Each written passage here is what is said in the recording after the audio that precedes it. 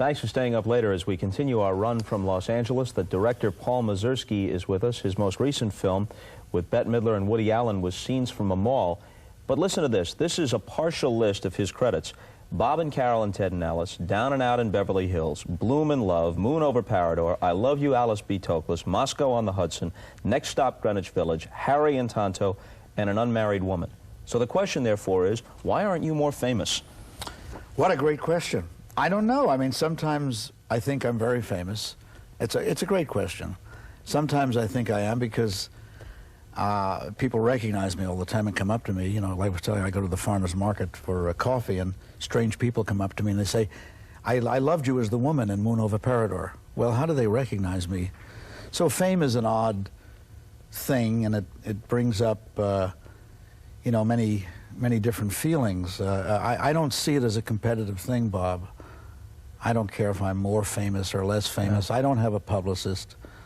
I've had publicists. When the movie comes out, I have a woman named Marion Billings. Hello, Marion, in New York. But I don't really care much about all that. I just want to keep making the movies that I like to make, and hopefully lots of people will see them. How one becomes famous, I think, is more from being in movies. If someone asked you to take, let's say, 3 of your films, maybe from the list that I read at the top, what 3 would you stick in the time capsule as best typifying your work and your attitude? Well, I'm going to answer you, but I'm going to preface it by saying movies, this is not an original statement, I think I'm the only one who said it. Movies are like children. I made about 14 movies, and at the time I made each movie, I loved each movie. I don't go back and see them a lot. Once in a while I do for some specific reason. So I have very good feelings about all of them.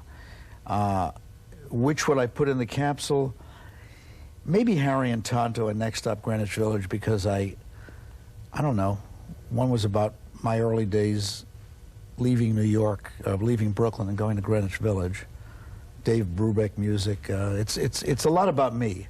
So it brings up memories of my childhood, my parents. And the feel and texture of that movie seemed right. I'm not going to say my experience was yours, but I did grow up in New York, and it felt right to me. It did, and it's played like all over the world with different titles. You know, in South America they called it Barrio Bohemio, and they got it too.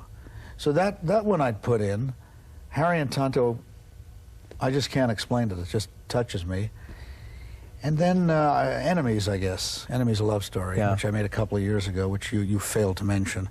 But I was running out of breath. That touches me a lot, and it's based on a novel by Isaac Singer, so I truly feel that it's a movie I made in collaboration with this great writer who I only met once.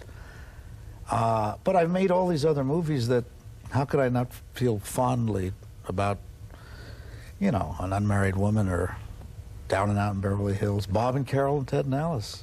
So that was your first one. The most recent one is Scenes from a Mall. Scenes from a Mall with Woody Allen and Bette Midler. People really looked forward to that eagerly because it was your film and because Woody would be acting in a film made by somebody else, which he's not done often, and Bette Midler has a large following.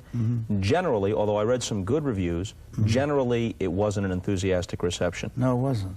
Not in this country. We'll see what happens in Europe. I don't have an explanation. I like the movie very much. And I just, oddly enough, ran into Mel Brooks, who told me how much he liked it. Movies, again, it's like children. If some people like your kids, some don't. You can't explain it. I think it's a good movie. You're known as an actor's director, largely, of course, because you're an actor yourself. So with that affinity that you have for actors, now you're directing another tremendous director in Woody Allen. I think a lot of people out there would like to know how that works. Well, first of all, I had worked with Bette in Scenes from a Mall, in Down and Out in Beverly Hills. So that was about 4 or 5 years ago. And we're friends. She's, you know, she's just a pleasure, and she's very, very talented and a good friend of mine. Woody, I never expected he'd do this as easily as I got him. I just sent him the script. He read it and said, I love it, I'll do it. When do we start? I flew to New York. We talked for about an hour, discussed a few things, and the biggest thing was, would he wear a ponytail? Which please don't ask me to wear a ponytail. And he wouldn't come to California. The thing is set in Los Angeles. He just very, very nervous about leaving New York City. He doesn't like tunnels. He doesn't like escalators, elevators. He's got all these phobias. He's really like Woody Allen, and he's brilliant. So I ended up shooting the movie in New York and in Connecticut, and he came out here for just 3 days. He was a pleasure. We rehearsed, we shot, he knew his lines. I let him ad-lib a little teeny bit. He said a couple of hilarious things, He's having an argument with Bet, and he says, "You look ridiculous in that dress. You look like my Aunt Minna." Well, I couldn't make that up. Can you resist soliciting his opinion as a director? And can he, in that position, resist, even though you always want to be on good behavior, offering an observation? Well, I've had the good fortune to direct 3 great directors. Federico Fellini was in one of my movies, Alex in Wonderland. John Cassavetes was in Tempest, and Woody.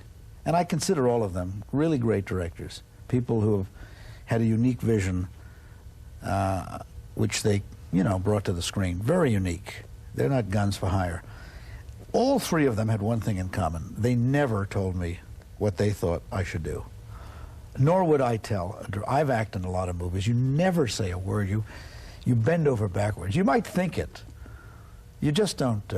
You don't give advice on how to direct unless the guy comes to you and says, I'm stuck.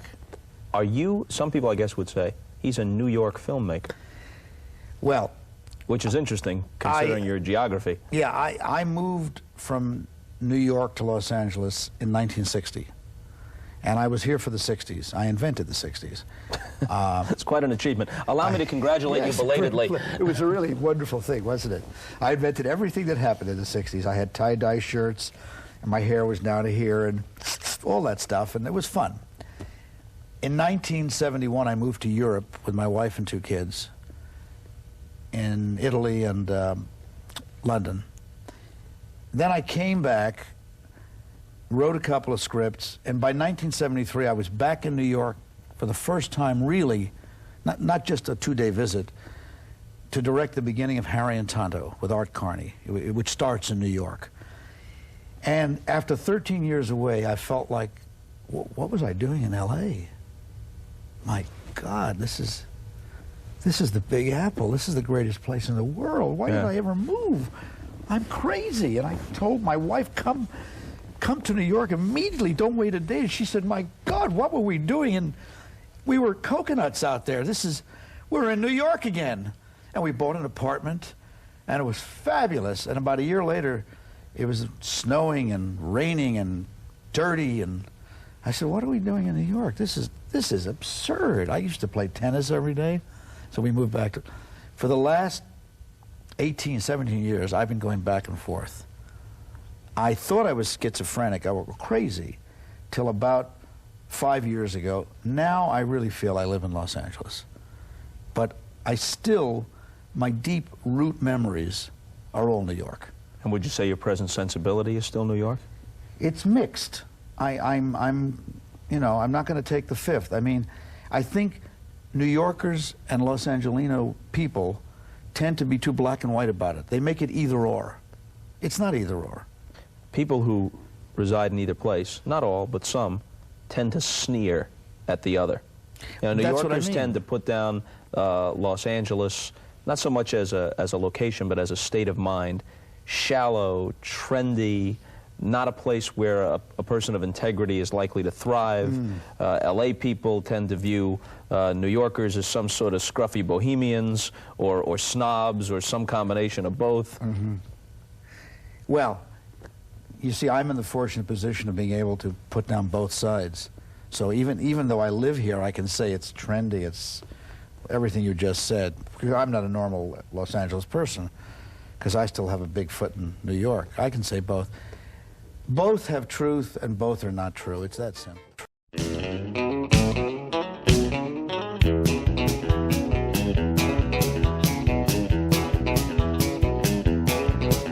Well, I want to get a Cadillac 'cause I can't afford to buy one. Direct you? Yes, my first film. I was about 20 years old. I was going to Brooklyn College, and in those days, you could produce an off-Broadway play for $200. So a fellow named Bob Weinstein and I said, let's do He Who Gets Slapped, a play by Andreev. You direct it, I'll play he, and we'll do it at the Masters Institute. And we did this play for 2 weekends. And I got a phone call after the last performance from a writer named Howard O. Sackler, who I didn't know, who later wrote The Great White Hope. Said, my name is Howard Sackler, I go to Brooklyn College, I wrote I wrote a movie, and this guy is going to direct it, and I think you'd be great as the part of Sidney. Would you read for this part? I said, well, where do I go? Sure. He said, well, here's the number. It's on 14th Street, which was a huge journey from Brooklyn. Mm-hmm. See, Brooklyn was Brooklyn. Brooklyn was Brooklyn. It was a country. And anything you did out of Brooklyn was like going to Paris. That's what Next Stop Greenwich Village is about. So I go to 14th Street, and I ring a bell, and I go up these stairs, and there's this weird guy and a lady he's about 3 years older than me, I guess. And he said, read, and I read, and after about 20 minutes, he said, okay, you got the part. And I said, well, what do I do? He said, well, we go to L.A. next week, you leave on Monday, and I'll pay you $100 a week and your round-trip fare and food. And I said, well, I have to ask the dean for permission, and I did. And I went and I made this movie, and that was Stanley Kubrick. That was his first picture. Fear and Desire. Fear and Desire. I didn't know it was Stanley Kubrick. He didn't know it was Stanley Kubrick. And in the picture, which he doesn't really like, you did see signs of his brilliant talent. I think he's a great director. You were in another picture that most people have seen, if not originally, then on The Late Show at one time or another, which was Blackboard Jungle, right, which was a much talked about film of its time because of the rock and roll soundtrack and the integrated cast. Right. Well, that was, again, I feel, Bob, that may I call you Bob, that... Your Highness is another option. But yes, I feel, Monsieur, that I've been very lucky, you know, and the lucky things that happen to you, you don't know are lucky things at the time. You know, you just don't know it. And nobody thought Blackboard Jungle. It was just some movie. I was working, by now it was 1954, and I was working in a health food restaurant in New York called the Salad Bowl. And one day John Cassavetes came in. And John, I didn't know him personally, but he was a very hot young actor, 1954. And he knew the fellow who worked next to me at the counter, Harry Mastrogeorge. I have a memory for these names. And John said, hey, you know, Harry, they're looking for juvenile delinquent types over at MGM for this movie, Blackboard Jungle. And Harry said, well, this is Paul, he's an actor too. Cassavetes said, well, I'll take you both over because I know the casting director. So we went over, and I immediately pretended to be real tough. And I am from a tough neighborhood in Brownsville, in Brooklyn, which was tough. Yep. But I wasn't a tough guy. I was a funny guy, but not a tough guy. And the next thing I knew, he said, well, you come back Friday and I'll give you a screen test. And he did, which meant really just talking into the camera and showing your sides. And I wore like a teenage-type club jacket. And 2 weeks later, I was working in the Salad Bowl squeezing a juice or something, and the phone rang, and it was for me, and I got the part. So here I was with Vic Morrow and Sidney Poitier and Rafael Campos. Glenn Ford. Blackboard Jungle was for its time, I'm guessing, when was it, 54? 54. Somewhere in there. I didn't catch up with it probably until 1962 when I was 10 years old and watching it on The Late Show or something. But at that time, especially to somebody in Des Moines, Iowa or something, this must have been a revelation that the schools had become a battle zone, and this is what the streets were like. And it was you see, when I was in the movie, it seemed tame. I thought it was good, but it was just normal to me because I had gone to schools where it was normal to break teachers' legs and throw the desk out the window. Well, it really throbbed on the screen. It had a real edge. It broke people's heads apart. They were shocked. They couldn't believe the school system had things like this happen. It shook people up, and suddenly I was an actor who had been an instant classic. I don't know if I would have done it had I shot the movie in California, but I was in Rio de Janeiro, Brazil. I had booked Judith Molina, a wonderful actress who later played Lena Olin's mother in Enemies: A Love Story. And for some odd reason, I still don't know the true story, either her agent or my booker, casting director, made a mistake, and she was supposed to arrive in Rio like the next day, and I found out she was in Germany directing an opera. They made a mistake. So I literally had to have someone to play the part the next day, and I didn't know what to do. I couldn't find an actress in Brazil. I couldn't call someone in New York. I'd have to, and I only had this opera house for the stairway where I shot it. So I went to Albert Wolski, the costumer, and I said, Albert, can you make me a nice basic black dress overnight? And Albert, who knows I'm a little crazy, just kind of looked at me and said, well, what is this for? I said, well, I'm going to play the mother. And he said, well, I could probably make you a dress, but I don't know where I'm going to get you shoes that'll fit, which was a great thing. And especially those pumps you like so much. Pumps, and I walked with bow legs, and I tell you, I read it with Richard. I said, Richard, can I get away with it? He said, sure, and I did it, and you'll be the judge of whether it's funny. I mean, a lot of people don't know it's me. Oh, this sounds so corny, but I've always been fascinated about women, and I've written a lot of, I think, good parts for women. And when you write them, you have to, I try to be a woman. My mother was a great influence on me. She was the one who first took me to see movies. I know I'm rambling, but these are real thoughts. That's what this show's for. Oh. It's a half hour set aside for rambling in a busy network calendar. When I was a little boy in Brooklyn, my mother did the strangest thing. She would say to me, let's cut school today and I'll take you to the Loews Paramount and we can see Ronald Colman in the Light That Failed or something. And I used to go with my mother to see movies, and I'd eat chocolate about once every 2 weeks. I'd cut school. And she would take me to see all the great foreign films. She loved foreign films. I would see all the great French films, The Children of Paradise and whatever they were called. And she took me to dollar seats to see the opera. But I was the only child. It was an Oedipal situation fraught with peril. It turned out okay. Didn't she also take you to the Apollo? She took me to the Apollo. See Duke Ellington? Or... I saw everybody, Billie Holiday. But I was 10 years old, 8 years old, 12. I didn't know what I was seeing. But some of that seeps in. All of it. All of it. We just got a few seconds left. Tell me about the time as a kid that you met Walter Houston. My mother took me to a lot of movies and to the opera and to the Apollo Theater.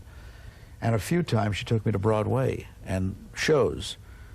And when we'd go to the backstage area, the alley, she'd wait for the star of the show to come out. And I was this little kid. And she did it with Eddie Cantor, but I remember the one with Walter Houston vividly. And my mother pushed me up against Walter Houston. And she said, Mr. Houston, this is my boy. He said, well, hello, son. And she said, he wants to be an actor. And he said, well, it's a wonderful, wonderful profession, but I would get another profession, too, just in case. Maybe teaching or something. I said, thank you, Mr. Houston. I was so embarrassed. But how old were you? About 10. You know, I probably should have gotten another occupation. We've asked Paul Mazursky to stick around. We'll do a second show with him, and in that show we'll talk about Harry and Tonto and an unmarried woman, enemies, a love story, and whatever else we can fit in about his career in another half hour. Hope to see you then. Until then, see you later.